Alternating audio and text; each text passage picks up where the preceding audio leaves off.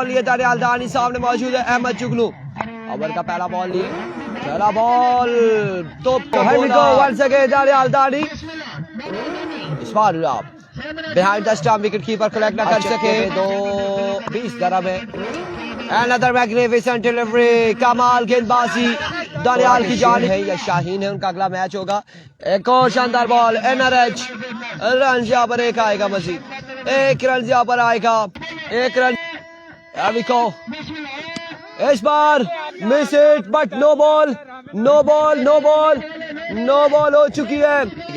Freed का सामना करेंगे इब्राहिम, एक बार फिर दानियाल, इस बार अगेन फ्लिक किया, फील्डर वहां पे मौजूद है, सामने मौजूद सरदार अमजद दौड़े आए, अच्छा बॉल था, इस बार ग्राउंड शॉट है, रन जहां पर आएगा। खेजर दौड़े तेज हुए, पहला बॉल बेहतरीन बॉल था, फील्डर वहां पे मौजूद। ओवर का तीसरा बॉल लिए दौड़े आए, इस बार एक और बेहतरीन बॉल, रन यहां पर आएंगे। एक बार फिर दानियाल, एक और बेहतरीन बॉल, अब की बार ओवर का नेक्स्ट बॉल लिए दौड़े आए, एक और कमाल बॉल, डॉट बॉल जाएगा, आपकी बात कहानी कर दिया आपने।